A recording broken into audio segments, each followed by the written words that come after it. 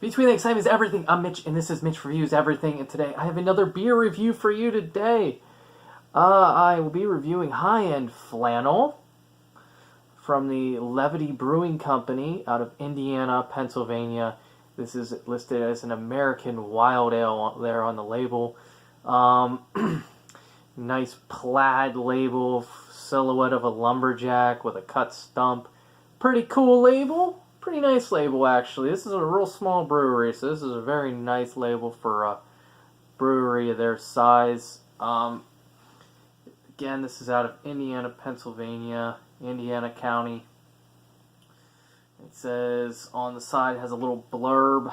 I'll read it in a second. It says 7.5 alcohol by volume. This is a 22-ounce bottle. This is one of their kind of reserve bottles.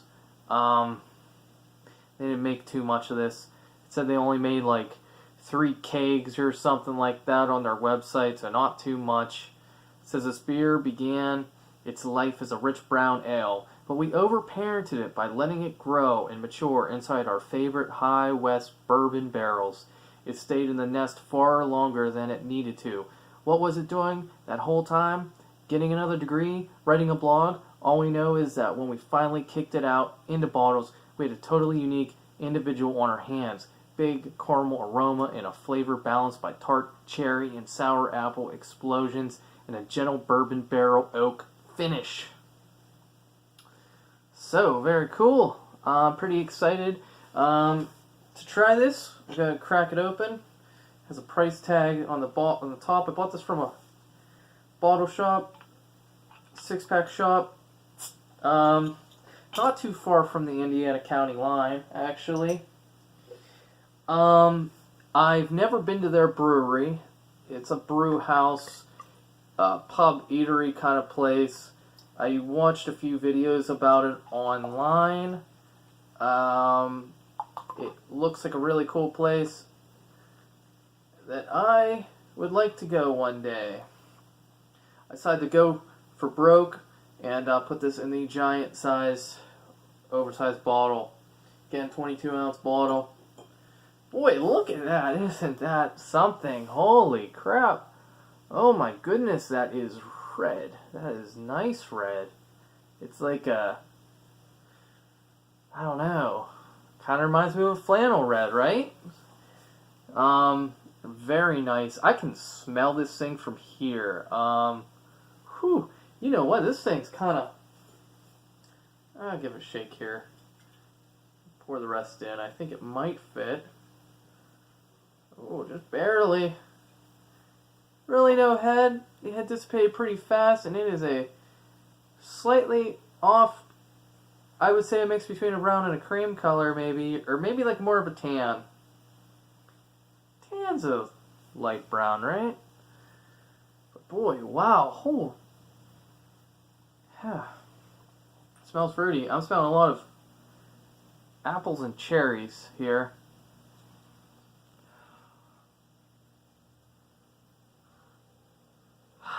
Man, boy, that apple and cherry is just a distinct. Smelling any. It was a real strong apple and cherry. I'm not smelling any caramel. I don't smell anything that would... I smell what seems to be like a slight smokiness.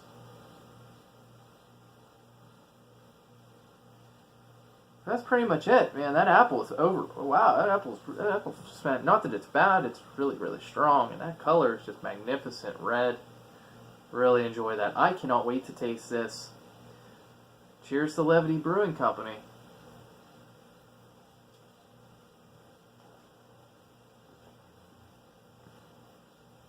That's unique.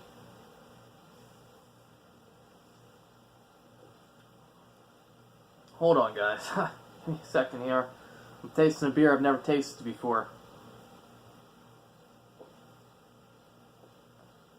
Boy, is that interesting. I watched a YouTube video from their YouTube channel, and they said they try to brew interesting beers, and they try to use a lot of local fruits from the local area and around Indiana County, or surrounding counties. It's tart. Sorry guys, I'm.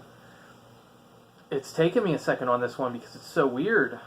Not weird in a bad way, but weird because I've never tasted anything like it before in a beer category, and it's an American Wild Ale. You can taste the apple, cherries, that slight. You can taste the smokiness from the barrels this was in. So it's really, really odd. I haven't had anything like this, and I actually typically don't like beer that is so too many fruit notes. I don't really like beer that's too many fruit notes. But this tastes of good amount of apples, a good amount of cherries, and a bit of a smoked flavor, and it is pretty tart. It's not as tart as Left Brewing out of Europe. They have I can't remember what country they're from. I want to say France. They have like a raspberry beer.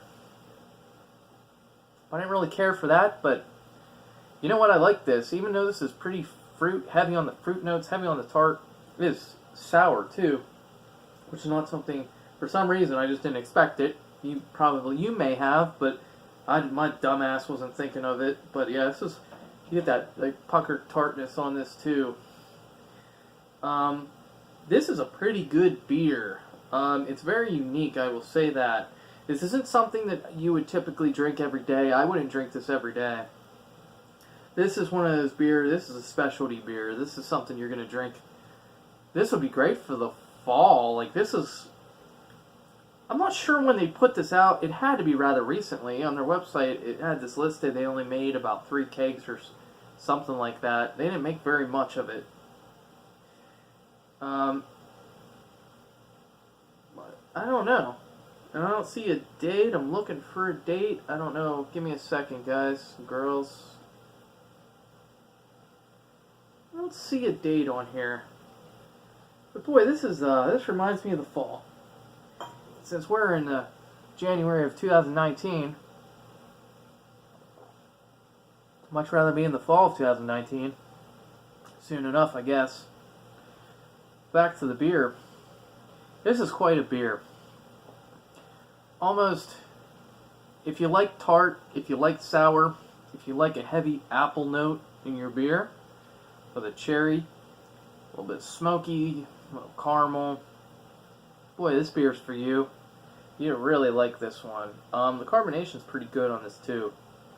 Boy, this is a pretty good beer, guys. I will definitely be taking a trip. It's not that far away from me.